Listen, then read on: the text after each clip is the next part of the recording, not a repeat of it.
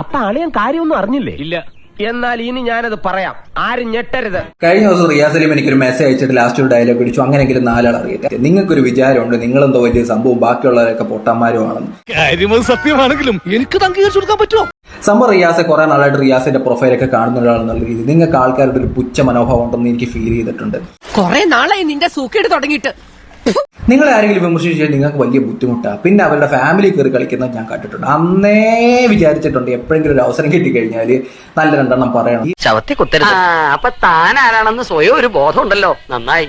ഈ രാജ്യം തന്നെ നിങ്ങൾക്കെതിരെ തിരിഞ്ഞിരിക്കുന്ന സമയത്ത് ഇങ്ങനൊരു അവസരം എനിക്ക് കിട്ടും എന്ന് ഞാൻ വിചാരിച്ചതും. ഞാൻ പറഞ്ഞല്ലോ ഒരു അബദ്ധം.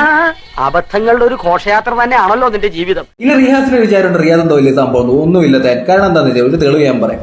കഴിഞ്ഞ ദിവസം 2 വീഡിയോ ആണ് റിയാസുമായി ബന്ധപ്പെട്ട് ഞാൻ പോസ്റ്റ് ചെയ്തത്. 30 ലക്ഷത്തോളം ആൾക്കാർ ആ വീഡിയോ കണ്ടിട്ടുണ്ട്. അതിനകത്ത് കുറേ ആൾക്കാർ കമന്റ് ചെയ്തിട്ടുണ്ട്. അതിനകത്ത് ഒരു 5 കമന്റ് പോലും റിയാസിനെ സപ്പോർട്ട് ചെയ്യുന്ന രീതിയിലില്ല. അല്ല, പ്രഭാകരേട്ടന് വീട്ടില് വിലയില്ലെങ്കിലും നാട്ടില് പുല്ല് വിലയാ. 30 ലക്ഷത്തോളം ആൾക്കാർക്ക് റിയാസിനോട് ഒരു താല്പര്യമില്ല.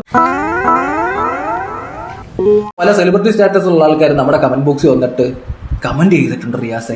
ആദ്യം സ്ക്രീൻഷോട്ട് എടുത്ത 2-3 പേരുടെ പ്രൊഫൈലാണ് ഞാൻ ആദ്യം ആഡ് ചെയ്തത്. അതിനകത്ത് 2 പ്രൊഫൈൽ കാണുമ്പോൾ റിയാസിന് കൊള്ളും എന്ന് നന്നായിട്ട് അറിയാവുന്നത് കൊണ്ടാണ് ആ പ്രൊഫൈൽ ഞാൻ ഇവിടെ ആഡും ചെയ്തത്. ദൈവമേ, മൂർഖനെയാണല്ലോ ചവിട്ടിയത്. ആയിട്ടാണെന്നുണ്ടെങ്കിൽ റിയാസിന് ഞാനൊരു ഉപദേശം നൽകാം. മറ്റേ ഷോയ്ക്കകത്തേക്കാൻ നേരത്ത് ഓപ്പോസിറ്റ് നിൽക്കുന്ന മത്സരാർത്ഥിയോട് ഷോയുടെ റോള് വെച്ചടിക്കുന്ന ഡയലോഗ് ഉണ്ടല്ലോ, ആ ഡയലോഗ് റിയൽ ലൈഫിൽ വന്നിട്ട് ആരെങ്കിലും ഒക്കെ പറയാൻ നിന്ന് കഴിഞ്ഞാൽ വിവരം അറിയാം റിയാസ്.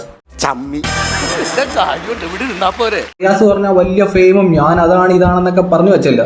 റിയാസ് മനസ്സിലാക്കേണ്ട കാര്യം, റിയാസിനെ ഇഷ്ടപ്പെടാത്ത ആൾക്കാർ എന്നെ തെരഞ്ഞു പിടിച്ചു വന്ന് ഫോളോ ചെയ്യുന്നുണ്ട്.